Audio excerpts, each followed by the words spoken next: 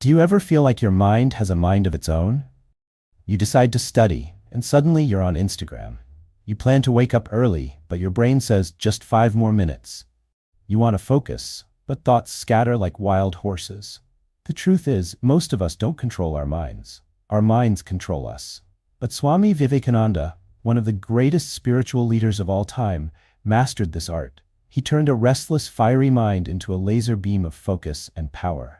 And he left behind a formula so practical, so timeless, that you can apply it today to control your mind and change your life. Stay with me till the end, because I'm going to break down Vivekananda's step-by-step method and show you how to use it to win over distraction, fear, and doubt. We live in the noisiest time in human history. Notifications, reels, ads, endless choices. Our attention span has dropped to just 8 seconds. No wonder we feel anxious, restless, and unfocused. But Vivekananda warned about this long ago. He said, "The mind is like a monkey, restless, jumping from branch to branch. But add intoxication to the monkey, then a scorpion sting, and then a ghost possession. Such is the nature of the uncontrolled mind." That's exactly how our minds feel today. Restless, overstimulated, distracted. So the question is, how do we tame this wild monkey? Before he became Swami Vivekananda, he was Narendranath Datta, a brilliant but restless young man. He would read everything, debate endlessly, and question every belief. His mind was sharp, but scattered. When he first met his guru, Sri Ramakrishna, he asked, "Sir, have you seen God?" Ramakrishna replied, "Yes, I see him more clearly than I see you." Narendra was shaken. His logical mind couldn't understand. But deep down he knew this man had mastered his mind. So Narendra began his journey. Through meditation, discipline, and self-control, he transformed his restless monkey mind into a lion's mind. That's how he became Vivekananda. And that's the formula we're about to uncover. What does controlling the mind really mean? Let's clear this up. Mind control doesn't mean suppressing thoughts or becoming emotionless. It means directing your mind where you want it to go, stopping distractions from pulling you away, calming the noise so you can hear your higher self. Vivekananda said, "He who masters the mind is the greatest of conquerors. Not the one who conquers kingdoms, not the one who wins wars, but the one who conquers himself." Secret 1. Concentration is power. One of Vivekananda's strongest teachings was this: the powers of the mind are like rays of light. When scattered, they give little heat, but when concentrated, they burn. That's the first step to mind control. Concentration. Think of sunlight. Normal sunlight doesn't burn paper. But focus it through a magnifying glass and it sets fire instantly. Your mind works the same way. Scattered equals weak. Focused, unstoppable. Practical exercise. Take 10 minutes daily. Sit still. Focus on your breath or a simple word like peace. Each time the mind wanders, bring it back. At first it feels impossible, but over weeks your mind becomes sharper than ever before. Secret 2. Master the senses. Vivekananda said, "The mind is like water.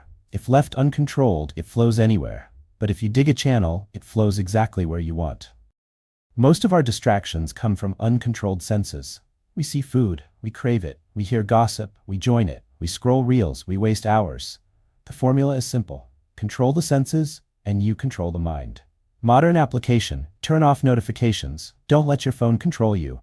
Decide eating times. Don't snack mindlessly.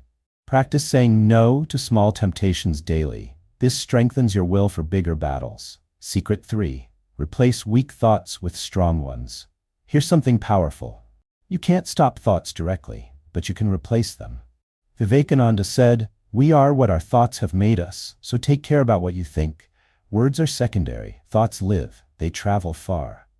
When negative thoughts arise, fear, doubt, laziness, don't fight them. Replace them with strong, positive thoughts. Practical exercise: when your mind says "I can't," replace it with "I will." When your mind says "I'm tired," replace it with "I am energy." When your mind says "I'll fail," replace it with "Every failure is a step forward." Over time, the mind learns to default to strength. Secret 4. Discipline over desire. The uncontrolled mind is a slave of desire. It wants comfort now, success later. But Vivekananda flipped the formula. Discipline first, reward later. He said, in a day when you don't come across any problems, you can be sure that you are traveling on a wrong path. Discipline is not punishment. Discipline is freedom. The freedom to direct your mind instead of being dragged by cravings. Modern application. Create fixed routines, morning ritual, study hours, workout schedule. Stick to them no matter how you feel. Each act of discipline builds self-respect, and self-respect gives you control over your mind. Secret 5. Meditation. The ultimate key. Vivekananda considered meditation the highest training for mind control. He said the more concentrated the mind, the more power is brought to bear on one point. That is the secret. In meditation, the restless mind slowly becomes still, and in that stillness, you gain mastery. Practical tip. Start small. Even 5 minutes daily. Sit straight. Close eyes. Focus on a mantra, your breath, or visualize a flame. When distracted, return gently. With time, you'll notice your mind obeys you instead of controlling you. Once, Vivekananda was meditating deeply in Varanasi.